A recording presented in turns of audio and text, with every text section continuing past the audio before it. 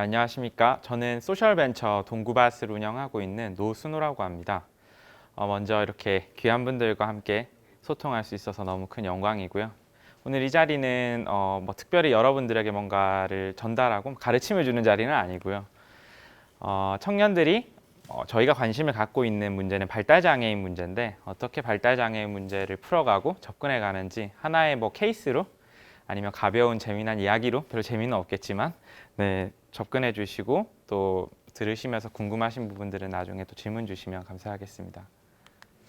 먼저 저는 고향이 경남 거제예요. 되게 시골에서 왔습니다. 그리고 서울에 대한 환상을 갖고 성장을 했어요. 저는 어릴 때 학교를 다닐 때 이제 언론에서 접했었던 키워드 중에 꿈이 뭐냐라고 물어보면 꼭 이 체인지 메이커라는 표현을 많이 썼습니다. 구체적으로 이 체인지 메이커라는 표현이 무슨 의미인지는 잘 몰랐고, 다만 그 언론상에서 체인지 메이커라고 불리우는 사람들이 굉장히 멋있어 보이더라고요. 그리고 그 사람들이 대부분 직장을 어떤 직업을 가지고 있는가 봤더니 대부분 법조인이었습니다. 그래서 자연스럽게 저도 법학을 전공을 하고 싶었고 열심히 공부를 해서 법학 전공을 하면 서울로 올라올 수 있게 됐습니다. 그렇게 1년이라는 학교 생활을 보내고 이제 군대를 입대하게 됐는데요. 여기 있는 사람이 저예요. 이 뒤에. 네, 굉장히 유명한 분이랑 같이 입대를 했죠. 지금 이런 우레아 같은 박수를 받으면서 입대를 하게 됐는데 사실은 같이 입대를 하려고 했던 건 아니고요. 우연찮게 알게 됐고 이분이랑 저는 백령도라는 곳에서 군생활을 하게 됐어요. 요즘에는 워낙 다행히 한반도의 평화의 무드가 자리 잡아서 크게 관심을 받고 있지는 않지만 굉장히 또 관심을 많이 받던 지역이죠. 여기에서 여러 가지를 많이 느꼈지만은 저는 이 2년이 약간 안 되는 군 시절 동안에 굉장히 저를 돌아볼 수 있는 굉장히 소중한 경험이 있었어요. 되게 특별한 경험은 아니고요. 여기 백령도에서 군 생활하면 굉장히 특별할 걸 할 것 같지만 대부분의 일들은 여기 옆에 있는 사람이 제 맞선임이었는데 이분이랑 같이 바다에서 뛰어내려오는지 그리고 누가 왔다 갔다 하는지 보는 게 전부입니다. 길게는 좀 과장해서 얘기하면 거의 12시간 이상을 한 사람이랑 같이 있어야 돼요. 그러다 보니 할 게 없겠죠. 그러니까 많이 받는 단골 질문이 바로 그겁니다. 너 뭐 하다 왔냐? 그러니까 날 재밌게 해봐라 라는 거죠. 근데 그때 이제 12시간을 한 사람이랑 있다 보니까 너 뭐 하고 왔냐라는 질문에 처음에는 신나서 뭔가 그분을 이제 선임을 즐겁게 하기 위해서 여러 가지 이야기를 하다 보니까 한 4시간이 지나니까 할 얘기가 없더라고요. 그때 이제 느끼게 됐습니다. 아, 내가 4시간짜리의 컨텐츠도 안 되는 삶을 살았구나. 굉장히 여러분들도 한번 잘 생각해 보세요. 여러분들이 살아온 삶을 남들에게 이야기를 들려준다라고 생각을 했을 때 또 반대로 내가 선임자의 위치가 됐을 때 저도 역시 똑같은 질문을 했죠.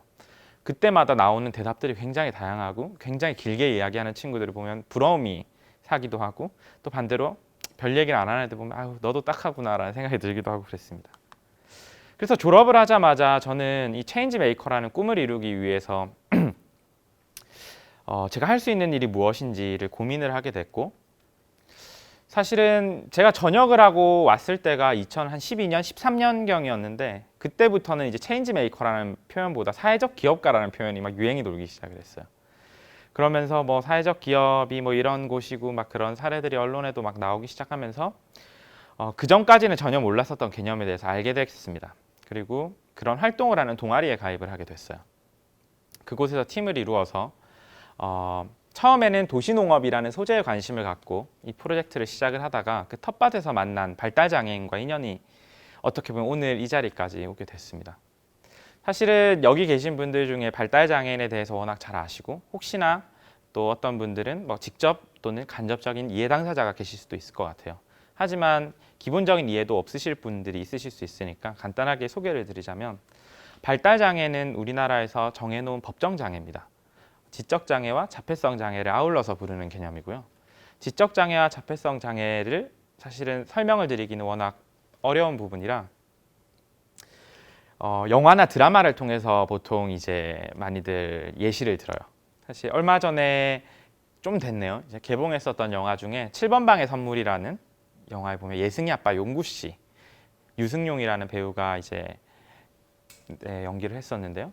그게 대표적인 지적장애 캐릭터고요. 또 워낙 유명한 영화죠. 마라톤의 초원이가 대표적인 또 자폐성 장애를 가지고 있습니다.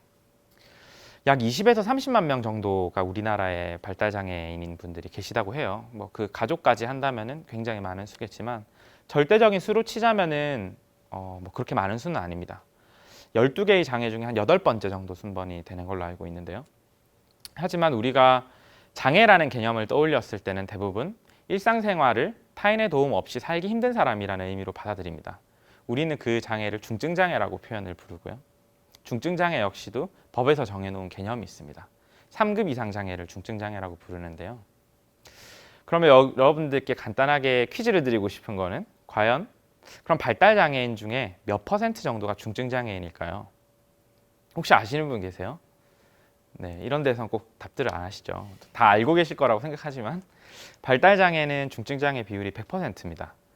많은 분들이 뭐 50%, 60%막 이렇게 어림짐작을 하시지만 발달장애인 중에는 사실 4급은 없어요. 다 3급 이상의 중증장애로 구성이 되어 있습니다. 우리나라의 12개 장애 중에 그럼 우리가 생각하는 장애인, 정말 그 중증장애인 중에서는 가장 높은 퍼센테이지를 지니고 있습니다. 그리고 사실 발달장애는 대부분 선천적으로 얻는 장애인데요. 이 선천적인 장애 중에서는 유일하게 늘고 있는 장애가 이 발달장애입니다. 사실 인류가 아직까지도 정복을 하지 못한 장애인데요. 왜 발달장애인이 태어나는지를 원인을 모른다는 겁니다. 그럼 이 문제를 해결하려면 우리가 어떻게 접근을 해야 될까요?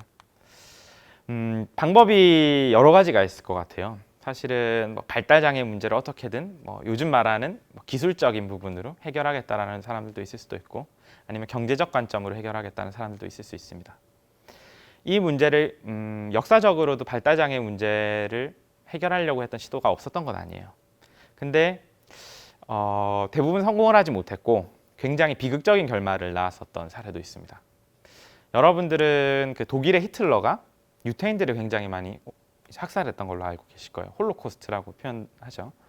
사실은 그 독일 나치 정권의 주요 타겟 중에 하나가 발달장애인이었어요. 위대한 그 게르만 민족이 세계를 정복하는 데 있어서 방해가 되는 요소라고 해서 발달장애인을 무참하게 학살했습니다. 근데 역설적이게도 지금 현재 발달장애에 관련된 지원 체계가 가장 잘 되어 있는 나라도 독일입니다. 철저하게 그 나라는 반성을 했던 거겠죠. 반성을 하고 여러 가지 또 피드백들을 반영을 한 거겠지만 그 나치 사람들이 물론 잔혹하고 잔인한 면들이 많겠지만 그 사람들이 그럼 정말 포악해서 그랬을까? 그렇지 않다는 거예요. 그 사람들도 나름의 경제적인 방식과 합리적인 방식에 의한 결론을 그런 잔인한 방법으로 귀결이 되게 된 겁니다. 저는 이 발달장애인 문제에 있어서만큼은 과학기술적인 접근이 아니라 인문학적 접근이 필요하다고 생각해요. 발달장애인은 지금도 계속 태어날 것이고 앞으로도 계속 태어날 것입니다. 우리가 마치 성별의 차이, 신분의 차이를 해소하는 데 시간이 필요했듯이 이 발달장애를 가진 사람 역시도 또 하나의 개성으로 다양함으로 품을 수 있는 그런 시간이 저는 필요하다고 생각합니다. 따라서 이 문제는 정말 인문학적 접근으로 해결을 해야 된다고 봐요. 어떻게 하면 같이 살 것인가, 함께 살 것인가. 이건 치료의 개념이 아니거든요. 저희는 그래서 발달장애인 분들의 발달장애인을 문제로 바라보는 것이 아니라 발달장애인 당사자 관점에서 이 사회에 어떤 문제가 있는가를 좀 바라보고 싶었습니다. 이건 보건복지부의 통계 자료인데요. 실제로 3명 중에 2명의 발달장애인은 고등학교를 졸업을 했음에도 불구하고 친구가 한 명도 없어요. 그나마 있는 친구 수가 1.4명인데요. 이마저도 대부분 다 같은 발달장애를 가진 친구들입니다. 그렇다 보니 자연스럽게 사회 적응 능력이 굉장히 많이 떨어지게 되는데요.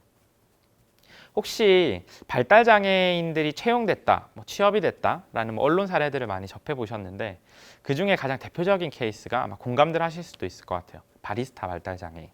아마 많이 끄덕끄덕 많이 하시는 것 같은데요. 바리스타 발달장애인 이야기 많이 들어보셨을 거예요. 발달장애인이 바리스타 기술을 배워서 커피를 내리고 굉장히 아름다운 이야기죠. 굉장히 아름답습니다. 저희가 지금 현재 저희 동구바 팩토리에서 17명의 발달장애 사원들이 함께 일을 하고 있는데요. 굉장히 재미난 사실 중에 하나가 그 17명의 사원들 중에 무려 10명이 바리스타 자격증이 있습니다. 그럼 저희는 비누를 만들 게 아니라 커피를 만들어서 팔아야겠죠. 근데 또 되게 재미난 사실 중에 하나는 그 10명의 바리스타 자격증이 있는 발달장애인 중에 단 한 명도 6개월 이상 바리스타로 일을 해본 사람은 없어요. 이게 작금에 어떻게 보면 우리나라의 발달장애 문제 해결의 현실을 보여주는 겁니다. 발달장애인 바리스타가 일을 하는 것이 중요한 것이 아니라, 그러니까 즉 우리는 이 문제를 바라볼 때 고용률, 취업률로 바라봐서는 안 됩니다.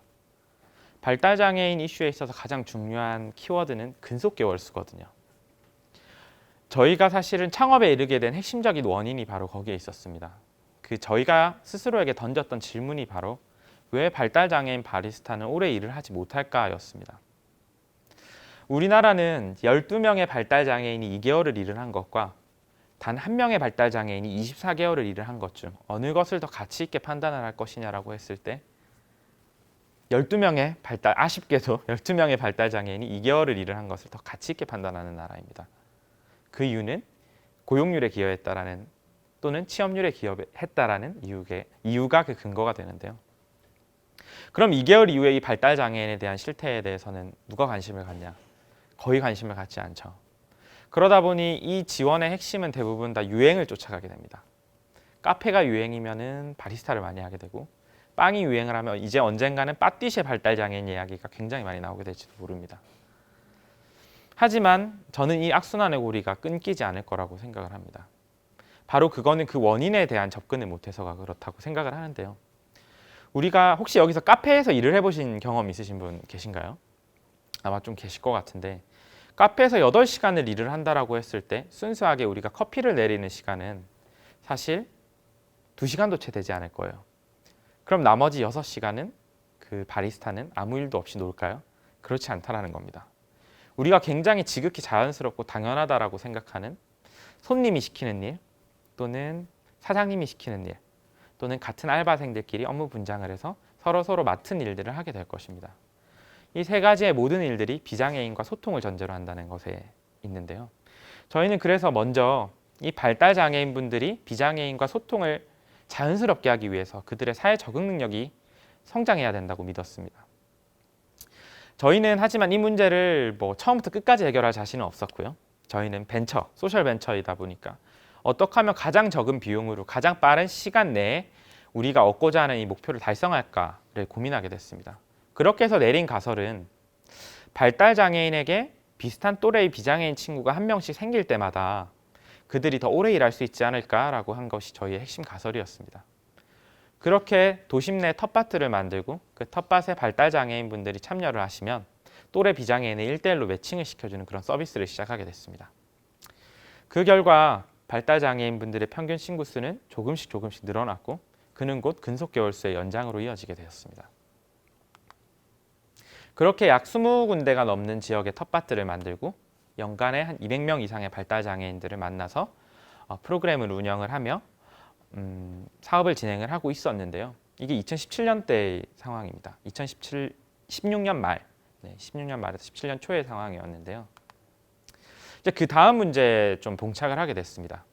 매년 200명씩의 발달장애인 분들을 이렇게 계속해서 만나면서 하루는 또 되게 재미난 에피소드를 하나 소개를 하자면은 그런 이야기도 있었어요. 텃밭에서 발달장애인 분들이 비장애인 친구를 만나서 사회성이 향상이 돼서 근속계월수가 늘어난다. 굉장히 어렵죠. 이게 와닿지가 않으실 수 있을 것 같아서 하나의 에피소드를 소개해 드리자면, 되게 특이한 좀 특성이 있는 친구가 있었는데, 발달장애인 분이 한 분 계셨는데 저보다 당시 한 3살 정도 어린, 그분의 굉장히 재미난 특성 중에 하나가 만나는 비장애인마다 선생님 하는 그런 친구가 있었어요. 근데 또 되게 신기한 거는 나이가 적고 많고를 떠나서 비장애인을 만나면 선생님이고, 같은 장애를 가진 사람을 만나면 나이가 많아도 야예요. 야야 이렇게 되게 굉장히 그런 특성을 가지고 있었던 친구인데, 그래서 그 부모님께 여쭤봤습니다. 왜 나는 선생님이라고 부르라고 한 적이 없는데 왜 나를 선생님이라고 부르냐라고 물어봤을 때 그 질문에 대한 답이, 우리 애가 20년이 넘는 세월을 살면서 비장애인을 선생님으로밖에 만나보지 못했는데 당신이 선생님이지 친구겠냐라는 얘기를 하는 거예요. 근데 그 친구가 굉장히 텃밭에서 뭔가 일을 시키면 굉장히 잘했습니다. 왜 이 친구가 일을 하면 계속해서 쫓겨나거나 그만두기를 반복할까가 정말 호기심이 일 정도로 궁금했던 친구인데 그때 좀 아차 싶었어요. 아, 이분에게 비장애인과 소통이 정말 큰 스트레스이겠구나. 한 명 한 명이 모든 사람이 다 선생님 같다면 여기 여러분들 주변에 다 교장 선생님으로 둘러싸여 있다. 교수님으로 둘러싸여 있다 생각하면 굉장히 답답하겠죠. 이제 그런 스트레스가 있다는 걸 알게 됐고 그 친구가 함께 텃밭을 가꾼 지 한 6개월이 지났을 시점에 저를 형이라고 부르기 시작을 했어요. 그런 단순한 변화가 있었음에도 불구하고 지금 현재 돈가스 가게에서 서빙을 하는 일을 2년 이상 잘하고 있거든요. 그것이 원래 저희가 바랬었던 그 텃밭을 가꾸었던 소기의 목적이었습니다.